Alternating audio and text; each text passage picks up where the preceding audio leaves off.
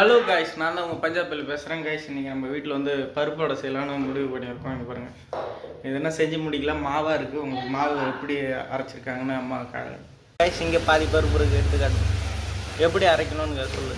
எப்படின்னா குறப்பா ஓகே, குறப்பா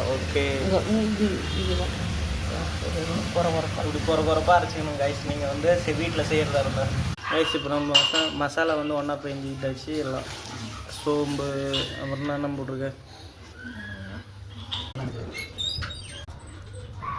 எண்ணெய் வந்து டெஸ்டிங் ஒன்று போட்டாச்சு. காஞ்சி ஒன்று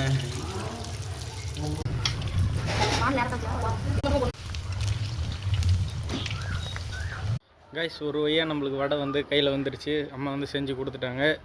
கீழே போனால் ஒரே சவுண்டாக இருக்குது, அதனால தான் நான் மேலே வந்துட்டேன். இந்த வடை எப்படி இருக்குது, என்ன டேஸ்ட் இருக்குது, ஏன்னா இது வந்து அந்த கடலப்பருப்பு வடை கிடையாது, இது வந்து துவரம் பருப்பு வடை. ஓகே, இது எப்படி இருக்குன்னு ஃபஸ்ட்டு டெஸ்ட் பண்ணலாம். ஃபஸ்ட்டு பாருங்கள், சாப்பிட்றதுக்கு முன்னாடி ஸ்டஃபிங் பார்த்தீங்கன்னா இங்கே பாருங்கள், உங்களுக்கு கிளார் அடிக்குதுன்னு நினைக்கிறேன். சின்ன சின்னதாக அழகாக இருக்குது. இப்போ வந்து நான் சாப்பிட்டு பார்த்துட்டு எப்படி இருக்குது, நல்லா இருக்கா நல்லா இல்லையா, வடிவில் சொல்கிற மாரி அரிசுவையும் நாக்கில் நடனம் ஆடுது இந்த மாரி தான் இருக்கும்.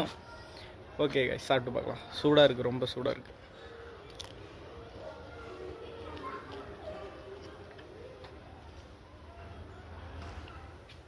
நான் ஃப்ரீயாக இப்படி வந்துட்டேன். ரொம்ப சூப்பராக இருக்குது வடை.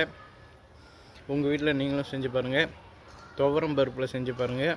கடலப்பருப்பில் வந்து அது நல்லாயிருக்கும். இது துவரம் பருப்பில் செஞ்சு பாருங்கள்.